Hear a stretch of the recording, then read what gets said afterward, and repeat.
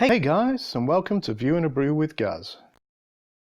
Hey guys, sorry for the croaky voice. Let's say it's not been a good week for me. I've not been so well. So yeah, my voice is a little different today, as you might find, but hopefully we'll work through this. With that, you know, sometimes you have to be quite comfortable to be able to paint. Not being well is not the best place to paint. So instead of a painting session today, we've got an unboxing. I'm going to be looking at the Blood and Plunder English Nationality Starter Set. This is a lovely little set. It's something I'm really looking forward to putting some brushes to as we come up towards the end of the year. And yeah, I thought we'd do an unboxing. So for those that haven't come across these before, this is a great little pirate starter set. We're going to zoom in a little bit here to get a better focus on the details on the back of the box. Okay, so made by Firelock Games. I don't know if you've come across these guys before. They do a huge pirate range now, covering a number of nationalities. Really good guys, really good products, as you'll hopefully see within this. Something to note, they've also had some Kickstarters out recently, I think Black Flag and a couple of other things. They also do ships as well as miniatures for these guys. So Blood and Plunder is definitely a provided for and well-stocked game system when it comes to miniatures and what you want to play. As you can see on the box, they're actually based in the US of A, but you can find their stuff pretty much through Europe as well. And you know, when you start searching around, you'll see a lot of the independent stores stock these guys, so never normally a problem to get stuff. So what we're going to be looking at today in here, this includes 25 unpainted metal miniatures and unit and faction card. That's what's labelled up at the top here. You can see pictures and the colour schemes of what they've chosen for their guys below. One thing I will say, they're making the transition currently to multi-part plastic, which is great. And if you want to check out, get on Google, give them a search, and the new miniatures are looking awesome. And the good thing about them moving to plastic as well is if you want a bit more selection in what you field, being multi-part, you can obviously make any number of combinations, which increases the differences between the miniatures. Cool, let's get into this thing. One thing I would like to say is this is a great box. I mean, it's coloured all the way around. The imagery on it has been done really nicely, as in the setting, to give you a feel of what the British, I keep saying British, got it in my head, English, in a setup on a table with the leader, with some of their guys, and really gives you the feel of racing off the ship, heading for the shore to get into the thick of things. Cool. All right, let's zoom out a little more for the lid pop. And let's get inside this thing. So again, very nice. So the blisters fit perfectly in here. So there's very little wiggle room, as you can see. The height of them is the same, so when I lay my finger across, it's pretty much horizontal with the blister, the bulge of the blister here. In each of these, we've got the Freebooters pack and the English Militia pack at the top. Inside, I'm looking at 1, 2, 3, 4 models per one. Some of the metals are a little bit fire on corners, but you know, they're metals. They're going to take a bit of a beating. They've got a bit of weight. And the good thing is there's nothing broke the look of it, so it's just a case of straightening them out. And they should be good to go. Let's have a look at these. So the blister itself, again, really nicely put together. It's got the tabs to seal properly, so it's not going to pop open in transit. A lot of companies do now is pay for the extra, what they call, I think it's like a weld. Essentially, once they clip them closed, they stay closed. So there's no risk of the miniatures falling apart due to being rocked around, damaged, or the case opening. To be honest, in this box, the way they've sized it all out, they wouldn't open anyway. It looks like there's been some really good thought process put into what size box to use to fit the blisters required for a starter set. So yeah, so we have freebooters. We have a second freebooters, so I'll get them out at the same time. This is coming back to the old days, really. Piracy on the high seas. I love the fact that there's any number of combinations of nations and nationalities. Nations and nationalities, same thing, guys, same thing. any number of combinations of different nationalities on a ship depending on what you take. So hopefully it'll give us some options when we get down to the rules cards. But really liking these guys, and definitely a fan of old school metals. So the next one we're looking at is an English militia pack. Again, all metal, a couple of bends here and there, not a problem. I really like there's some really nice, poses in here. You got a guy that's brought the musket up to shoulder height. He's aiming down the barrel. He's ready to go, which is really nice. But things like this where you've got actually a guy that's putting powder into the trigger mechanism to give some form of, it's not all shooting, it's not all fighting. There's other things going on. Here we have another guy that looks like he's racing to move off, or potentially looking to fight close combat using the musket. Although he's got a fair old number of options when it comes to blades for the look of him as well. So English militia, again, we have 2 boxes of to make up 8 miniatures. These all be in the metals. I will say that the current blisters in metal are repeat poses. So if you look at this guy here and this guy here, they're the same pose. I think this is one of the things that some people don't mind, and then other people, it's kind of a game breaker. But more importantly, they are doing plastics, they are multi-part models, and with that in mind, we're going to be seeing any number of combinations of various body parts, from arms to potentially weapons and all sorts. So get in amongst Google, have a look at what they're doing, and if you already like the game, I'm sure you'll already know a lot of these things anyway. So Sea Dogs, ooh, very cool. So these guys look a lot more lightly armoured. These look like the guys that are going to get right into the mix of things. Most of them have got a blade or a hatchet of some sort. There's a couple of pistols in hand already. There's plenty on the belt, it seems, probably already discharged. So definitely looks like the guys that you'd send in as getting to grips hand to hand. And there's, again, really nice poses, lots of action in the motion in the actual scopes, which is great to see. Looking at the back, in fact, that's what we didn't do with the militia. I'll have a quick glance at the back. So a quick glance at the back of the militia. I'll come back to the Sea Dogs in a moment. And you can see that, again, we've got some nice core colour schemes. The other thing I like about this is these clean images give you a nice breakdown of what is on the model. So you can see some of the lines already, and already it's giving you ideas. You see some red, white and blue in here, which is quite interesting. The good thing about pirates, I think, is they were kind of from all over and went all over, so that I don't think there's any rhyme or reason to have a uniform set. I think you'd probably have a colour that ties them in, mainly for, in these ship-to-ship actions, almost red versus blue, you want a bit of colour in there so you can identify friend in the whirl and melee of smoke and gun and blade. So, yeah, I think there's definitely options when it comes to colour schemes, and a lot of these guys I imagine would be able to be used across different ships like we talked about earlier. Oh, last one in here. So there's an interesting difference. So here, when you look at the image for the shield icon, you actually have 2. You have almost a yellow fleur-de-lis on a white to grey background, and then the English, the St. George Cross, or half of it, should I say, for the Buccaneer storming party. I imagine this obviously means that it can be used for 2 forces, and when we read the packaging, it clearly states that you can. So I'll do a quick zoom in, and we'll have a look at what that says. I think that's a really nice touch. Already, just visually, you can kind of get an idea of what you can use them in coordination with, or which units you could choose that potentially you could use for more than one force. So here it says you can be used for the Forlorn Hope or Les Enfants Perdus, if that's correct in French. Apologies if it's not. And this includes, again, 4 metal and paint miniatures.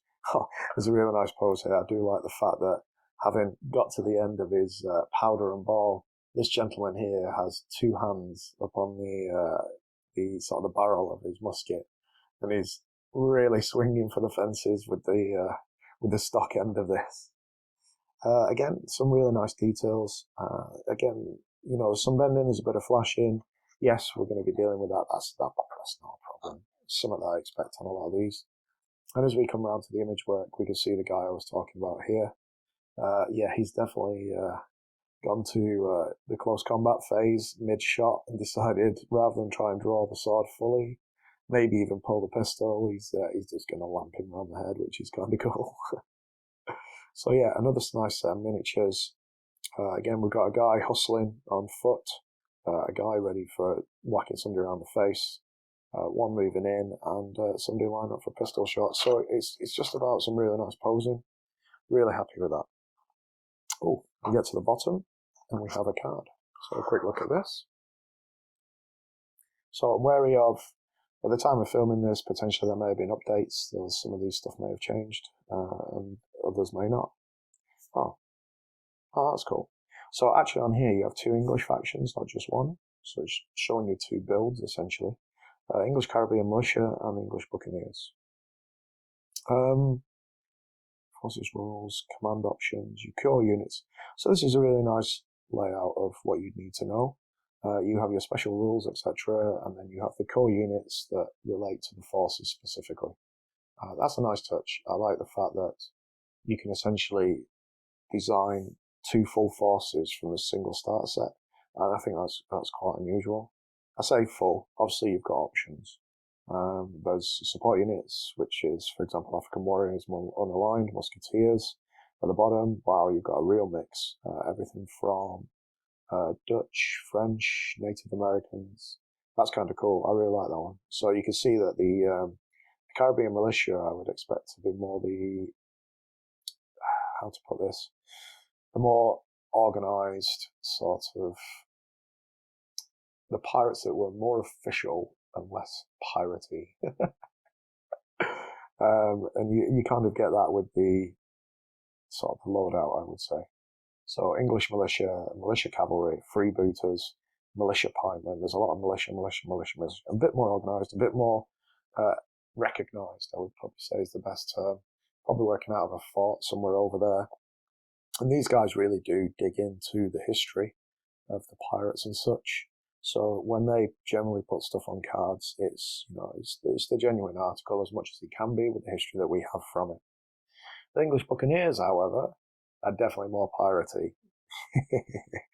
And yeah, the question is which way to go. Do we go militia or buccaneers? That's definitely a question for the comments, I think.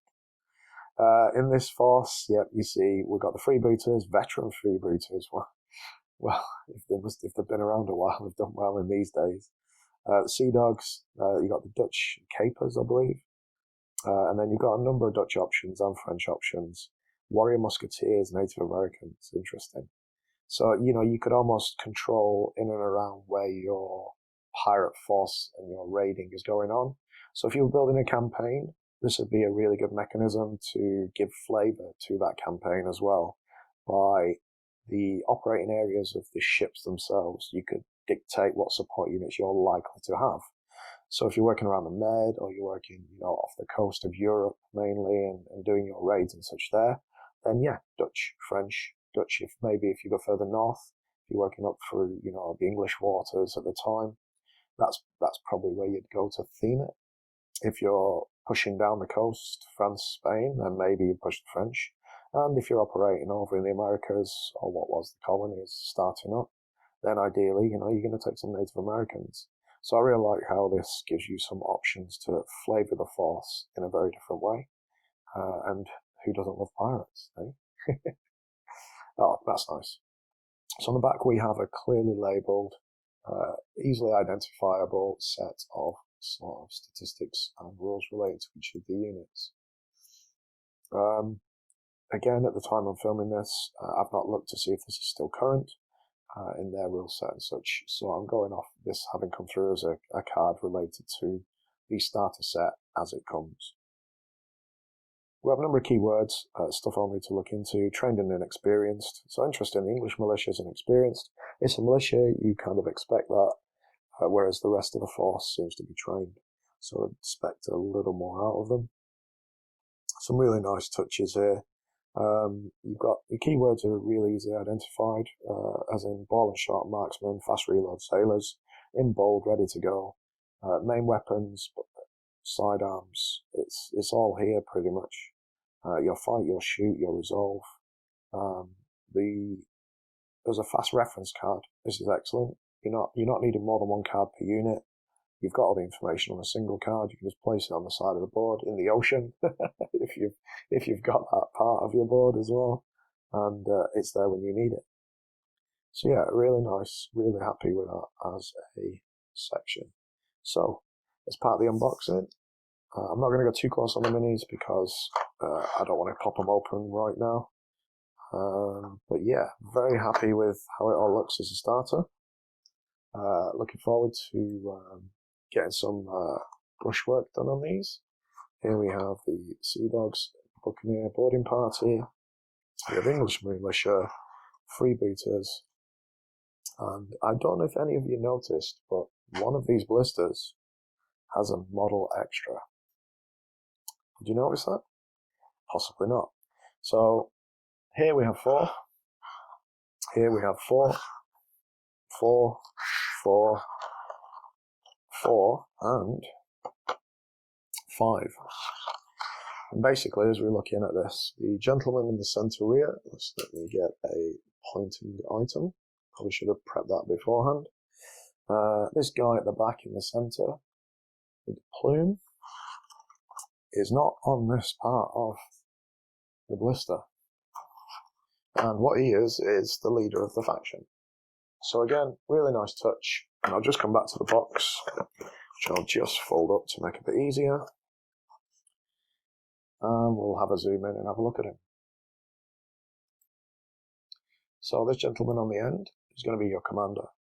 So as part of this set, they're wary enough to have made a blister that's probably only ever got 4 in when it's on the shelf as a single item. But to take the 24 to 25, you get an English commander to command whichever force you've chosen. Again, really nice. I like the fact he's not really separate, which would have kind of affected the layout inside this. And he's easily identifiable. He's the only one with a feather in his hat or a plume or whatever it's called, so to speak. So I imagine he'll be an interesting character to play on the board. But we have the miniatures. I'll be looking at what ships are available for these guys as well. And as we move into the sort of last few months of the year, we will get these cleaned up and we'll start some painting on them. So my question for you guys will be, obviously these are the models I'm going to be painting to begin with, but we've got to get some ideas from you guys about what colour schemes you're thinking and what sort of games you've had. I'm not 100% on force size. Again, I do more of the painting than the playing. This is not a game that's heavily played in my community, but I'm hoping that with these as a showcase and a second force in the future, I can get some initial games out there and we can start looking at how this plays. But the main thing is, the models look great. Looking forward to just getting in there, cleaning a few up. I think what we'll do is, over the next few sessions, we will basically just pick one from each and finish with the officer. So we'll have a model from the freebooters, a model from the English Militia, a model from the Buccaneers Storming Party, a model from the Sea Dogs, and then the leader of the faction itself. So with that being said, let's just move these out of the way. So lots for me to think about, lots for you guys to have a look at. And what I will say is keep an eye out. What I'm going to do is we're going to get this video out this week, comment below. And this is something that was voted for by the community. We moved into history. Sorry about the focusing, just want you to get a better view. We covered the fact that we'd moved from modern to history as a whole. The subject matter that we put up to vote was where to move with history. Pirates came up top trump in the polls and the votes and the comments that we asked for. And so this is going to be the content for the near painting future. You know what? I want to keep it in your hands. So we have 4 unit types here, as you can see. We have the freebooters, the English Militia, the Sea Dogs, and the Forlorn Hope. This will go out on Tuesday, which hopefully you'll catch. I paint every 2 weeks, and what I would like you to do in the first week is pick one of those 4 groups for me to start with. What would you like to see painted first, basically? Let's see if I can get this focus a little better. Or a little worse, it seems. Yeah. So we have the freebooters, the sea dogs, the English militia, or the forlorn hope. Now, a couple of these, I think what we'll do is we'll initially do a vote for which you'd like to see, and then we'll do a vote for which model you would like me to paint. So I'll be focused around what you guys want. I think that's the best way to do it. As you can see, lots to work with. So essentially, out of this, there'll be 5 painting sessions, which is 10 weeks of painting. If at any point you think, okay, I've had enough of seeing that, guys, drop us a message, and we'll see what the response is. So the idea, I believe, is for me to get this together, get it on the board, and then try and find a second person in my community and get playing. Because I think it's about time I tried to get a few gameplay videos. Hopefully we have the 13 days, 13 hours, which is in the bag soon, and you guys will get to see how that plays out on tabletop. I'm not promising tables like what Marty and Bill have done, because they've done such a good job. That'd be quite a stretch to set up stuff permanent in that way. But we can certainly see what I can do. Yeah, so to round out and to summarise, lovely box, lovely models. It's good to see them go to plastic multi-part, because that means that you can have more posability and more different models in a fighting force. As it stands with these metals, there are repeat sculpts, but they are very nice. And with the colour schemes, you can easily sort of disguise the majority of the ones that are the same. Interesting as a starter set is that it fits perfectly in this straight away. And you know what? I reckon with Sponge, looking around the model count and the size of this box, I reckon you could keep this box and use it to transport the miniatures as well, which would be fantastic. Right, I think I'm going to call it there. I'll leave it in your hands, guys. Final question of the day is, which would you like to see painted first? The freebooters, the sea dogs, the English militia, or the forlorn hope? Single miniature from each, and the rest I'll do in my own time. Thanks for watching, guys. Thanks for taking the time. Thanks for coming on to Sitrep Podcast. Care out there. Be safe. Thanks for joining me today for this episode. If you want to see more of the team's content, why not like, subscribe, and hit that bell? As for me, I guess it's time to grab a fresh cup of tea. But more importantly, keep painting those minis, guys, and we'll see you in the next one.